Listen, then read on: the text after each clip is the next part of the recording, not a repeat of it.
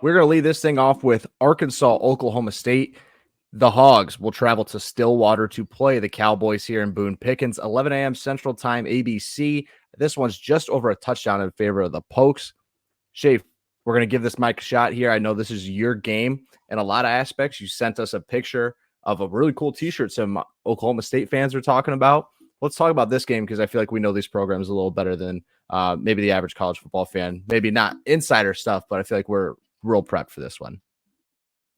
Yeah, is this my game or as a podcast? You know, this is like our de facto game. Like these are two of our de facto teams if we ever adopted one. I've been to both places, so I guess I could adopt it myself. But I feel like as Play the Fight song, we're pretty stoked to watch this matchup. And honestly, you know, as a Big 12 fan that I am, I'm really interested in a lot of questions.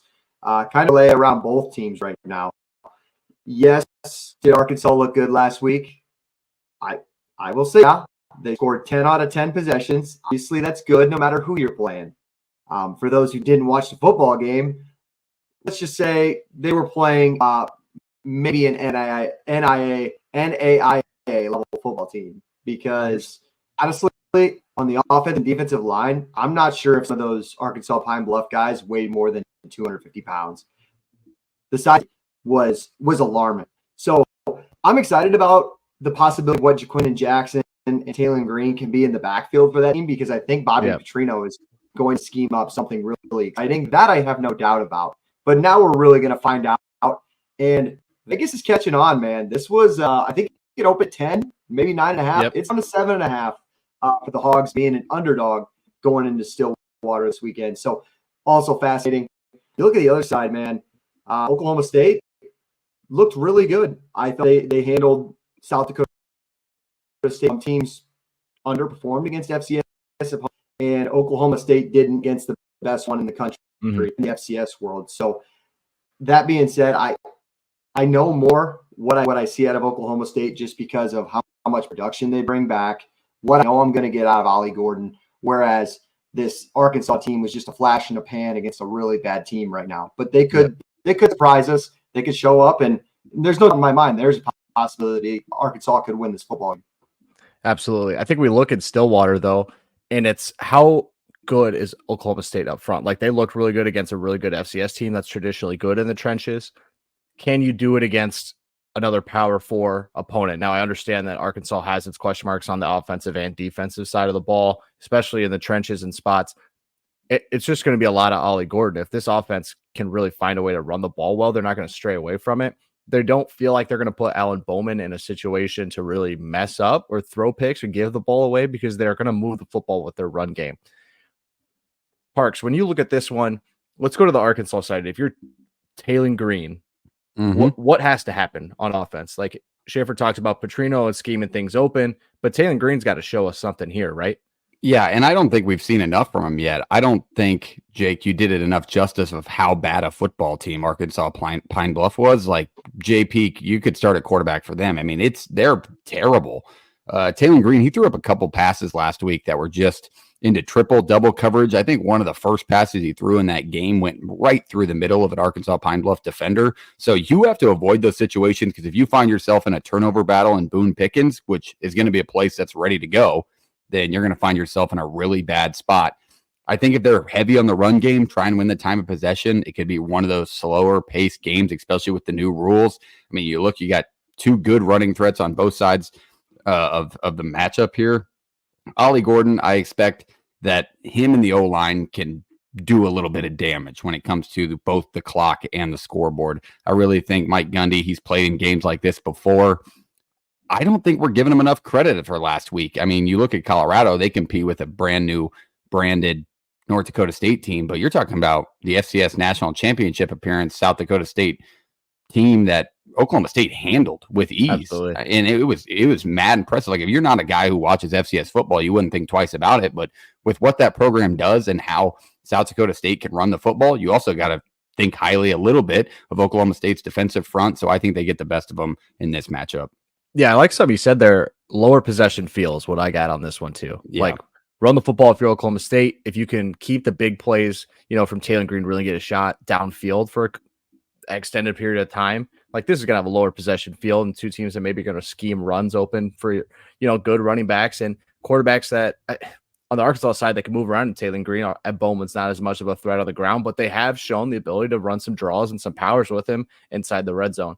Reese, going down to you. When you look at this game and these two brands and where they stand right now this season and with the expectations they had of the season, is there anything that would surprise you? Anything on this game in particular? If this happened, that would be shocking. I think what the most shocking thing would be if Arkansas's defense is able to take away Ollie Gordon in that offensive line. I think that's going to be a lot of teams' game plan this year if they're going to play Oklahoma State is try to make them one-dimensional, and that dimension is not Ollie Gordon running the football. It's trying to make Alan Bowman beat you. So I think if Arkansas's defense were to show up and limit Oklahoma State's effective run game, I think that would be the big shock for me because I don't think Arkansas's run defense is that solid. Plus, being in Boone Pickens, I think is a huge help here too. I think if it's in Fayetteville, I think it's the line's maybe a little bit smaller, and I think I like Arkansas a little more in that spot. But if you're like things that would just kind of shock me, I think Arkansas's defense being able to stop Ollie Gordon is the thing that would. If I stepped back, I'd be like, okay, maybe Arkansas is a little different than we thought this year. Mm-hmm. Jake, do you think Oklahoma State's receivers get the respect they deserve? Don't ask the Big 12 homer. I think they're starting to catch on. I mean, Owens and Stribling are two really good options. He's a nice option as well. They're all they all kind of feel undersized to me. I mean, they're fine. It's more so like, can we rely on the quarterback of who's going to get them the football? I'm not so sure how much those three receivers can really create separation. Like, I don't know how many one-on-one battles those guys can win. That's fair. I just looking at this one, then we'll go all the way around here for predictions.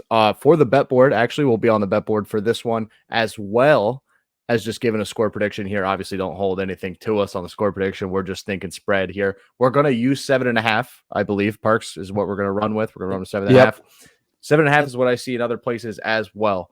Looking at this game, Maurice, I'm going to start with you. Your thoughts, your prediction, in your ATS board pick for this game. Because you also talk about how the line has moved to. Well, the over-under's also moved up, I think, about 3 or 4 points since it originally opened up. So I think that's kind of something to consider as well, too.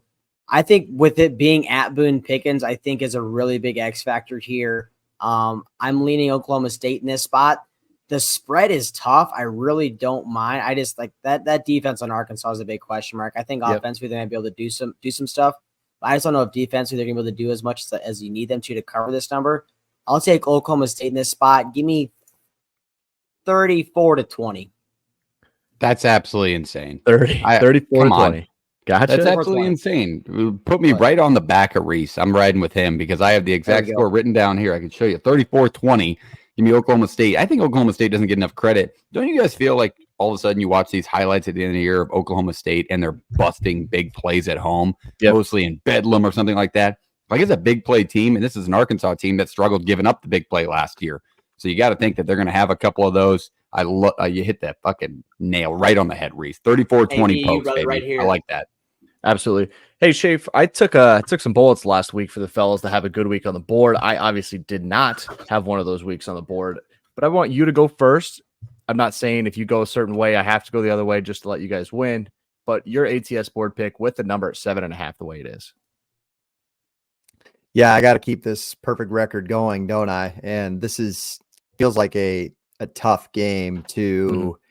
This feels like a tough game to really decide. Like, this is going to make or break my winning streak. I'm just going to say if we're going to keep it at 7.5, I think Oklahoma State wins by 10. And they're going to cover. I just trust Oklahoma State more in this spot at home. I believe 3. Save us, Jordan. Yeah, 3. I can't. I did it last week. I literally the board killed me. Like, it kicked me while I'm down, curd stomp. Like, it was rough. I'm going to go Oklahoma State here too. I think I'd rather go to die on a hill with a really good offensive line, the best running back in the country, and a team that's more proven and veteran than I am riding with Taylor Green. Even though I think they'll have chances to score points here, I'm thinking more like if I'm going lower scoring here, I'm thinking like 27-17, like just 10 points. There's just not enough possessions to get up into the 30s for these two schools. So that's what we have across the board. Oklahoma State minus the 7.5. Cowboy does agree, confirmed, actually. Cowboys.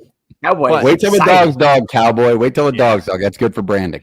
Yeah, shocker. This guy's barking when it's time. But that's that one. Stillwater is always a fun place to watch a football game. Turf looks beautiful. 2 teams with great logos as well.